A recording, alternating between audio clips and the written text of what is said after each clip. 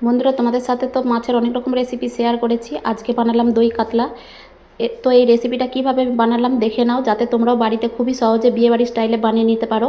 তার জন্য আমি এখানে 2 কেজি 400 সাইজের কাতলা মাছ থেকে 1 কেজি কাতলা মাছ কেটে নিয়ে এসে ধুয়ে পরিষ্কার করে নিয়ে নুন হলুদ মাখিয়ে কিছুক্ষণ রেখে দেব, যাতে নুনটা মাছের মধ্যে ভালোভাবে মিশে যায়।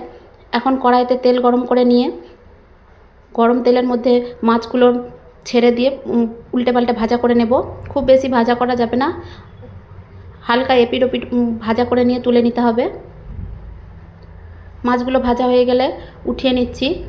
এখন কড়াইতে আবারও কিছুটা তেলের মধ্যে দিয়ে দিলাম কিছুটা পরিমাণ পেঁয়াজটা আমি বেরেস্তা বানিয়ে নিচ্ছি। এখন বেরেস্তা হয়ে গেছে, তুলে নিচ্ছি। আবার ওই তেলের মধ্যে দিয়ে দিলাম শুকনো লঙ্কা আর গোটা গরম মশলা দিয়ে দিলাম পেঁয়াজ বাটা। পেঁয়াজটা হালকা ভাজা হয়ে গেলে পরে দিয়ে দিচ্ছি আদা রসুন বাটা। এখন সব মশলাগুলো ভালো করে ভাজা করে নেব। দিয়ে দিলাম স্বাদ পরিমাণ নুন। এখন দিয়ে দিচ্ছি কাজু আর পোস্ত বাটা। এখন অল্প অল্প জল দিয়ে মশলাটা ভালো করে কষিয়ে নিতে হবে যতক্ষণ না তেল ছাড়ে। এভাবে মশলাটা আমি কষিয়ে নিচ্ছি। এখন দিয়ে দিলাম ওর মধ্যে জিরে ধনের গুঁড়ো, লঙ্কার গুঁড়ো। এখানে কোনো হলুদ ব্যবহার করা যাবে না।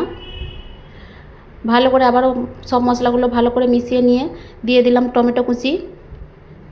এখানে আমি কিছুটা টক দই নিয়েছি, ওর মধ্যে সামান্য নুন দিয়ে ফেটিয়ে নেব। এখন দইটা মশলার সাথে দিয়ে ভালো করে এখন কষাতে হবে যতক্ষণ না তেল ছাড়ে। এভাবে অনবরত নাড়াতে হবে, যা গ্যাসের ফ্লেম লো রেখে যতক্ষণ না তেল ছাড়ে ততক্ষণ এই মশলাটা কষিয়ে নেব। এখন মশলাটা ভালো করে কষানো হয়ে গেছে, অল্প পরিমাণ জল দিয়ে ফুটিয়ে নেব। বেশি জল দিতে হবে না, অল্প সামান্য ঝোল রাখলেই হবে এই রেসিপিটাতে। এখন ঝোলটা ফুটে উঠলে পারে ওর মধ্যে ভাজা মাছগুলো দিয়ে দিচ্ছি। ভাজা মাছগুলো দিয়ে আবারও 5 মিনিট ফুটিয়ে নেব।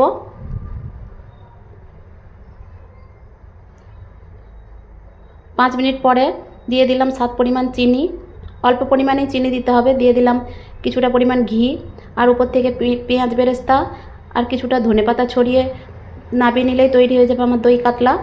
এখন গরম গরম ভাতের সাথে পরিবেশন করার পালা। তো আমার ভিডিওগুলো কেমন লাগে বন্ধুরা তোমাদের কমেন্টে জানিও। ভালো লাগলে লাইক কমেন্ট শেয়ার করে পাশে থেকো।